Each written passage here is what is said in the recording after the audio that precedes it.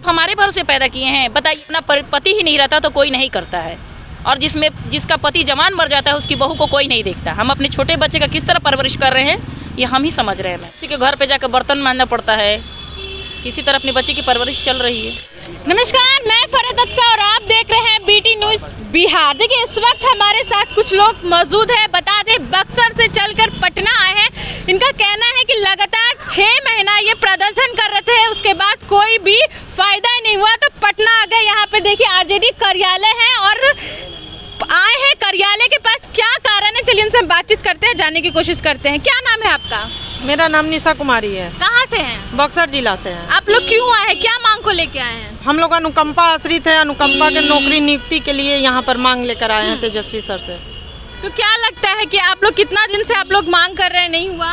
हम लोग लगभग 15 साल हो गया, मेरा 14-15 साल। उतना दिन से ऑफिस का चक्कर लगा रहे हैं, उसके बाद नहीं मिला अभी तक। क्यों नहीं मिल रहा, क्या बोल रहे हैं अधिकारी लोग? अधिकारी लोग यही बोल रहे हैं कि ठीक है, समझेंगे बूझेंगे उसके बाद करेंगे, क्योंकि सारा चीज क्लियर होके आ गया है नियमावली में कि लोग को करना है क्लर्क और चपरासी में, लेकिन फिर भी उनके समझ में नहीं आ रहा है। कह रहे हैं हमको समझ में नहीं आ रहा है।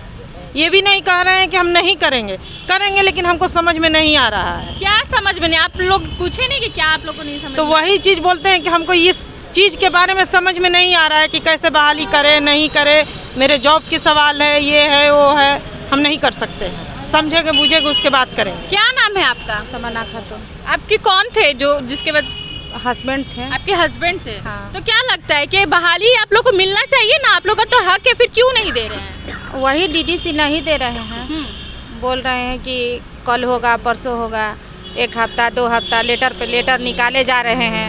हम लोग मिलने भी जाते हैं तो मिलते भी नहीं है, अच्छा से बात भी नहीं करते हैं। एक आदमी आइए, केवल एक आदमी को बुलाते हैं। हाँ। आप लोग कितने लोग हैं? 114 लोग हैं हम लोग। सभी लोग बक्सर से हैं? हाँ, सभी लोग बक्सर से हैं। और सब जगह का हो गया, बस बक्सर के लोग? हाँ, बक्सर का लोग। तो क्यों ऐसा, वहाँ क्या दिक्कत हो रहा है बक्सर के लोगों के साथ? वही बोले, हम लोग धरना पर थे, उसके बाद फिर बोले मांग। कहाँ पे धरना किया आप लोग? वही कमलता पोखरा डीओ ऑफिस, डीएम ऑफिस। बहुत वहाँ गर्मी था, लहर चल रहा था, उस लहर में हम लोग बैठे थे। उन्हें बहुत परेशान हुए, लेकिन फिर भी बोले मांग दर्शन आ जाता है उसके बाद कर देंगे, फिर भी नहीं हुआ। अच्छा, तो आप लोग का कैसे चल रहा है? मैम, किसी के घर पे जाकर बर्तन मांजना पड़ता है, किसी तरह अपने बच्चे की परवरिश चल रही है। आपके कौन थे जिनके? हस्बैंड थे। आपके हस्बैंड थे? आपके घर में कौन कौन है? सब परिवार तो सारे हैं, जेठ है, जेठानी है, सास है, ससुर है, लेकिन जब अपना पति ही नहीं रहता तो कोई नहीं करता है, और जिसका पति जवान मर जाता है उसकी बहू को कोई नहीं देखता। हम अपने छोटे बच्चे का किस तरह परवरिश कर रहे हैं ये हम ही समझ रहे हैं मैम। इसलिए महेंद्र पाल सर से हमने बार बार रिक्वेस्ट भी किए हैं कि सर आप ज्वाइनिंग करवा दीजिए। सारे अधिकार, सारे कागज जब सही हैं, जिस तरह हम बच्चे में पेड़ में पानी डालते हैं, पेड़ बड़ा होता है तभी ना ख्वाब देखते हैं कि आम लगेगा। आप सारा कागज ओके कर चुके हैं, आप शेड्यूल निकाल चुके हैं। शेड्यूल निकालने के बाद जब आप 7 तारीख को ज्वाइनिंग कराने के लिए बोल दिए हैं तो आप हमारे सामने खाना रख दिए हैं। आप हमारे खाना को बार बार आगे खींच रहे हैं, तो हम लोग बार बार वहाँ पे दुरुपयोग या असभ्य व्यवहार करेंगे।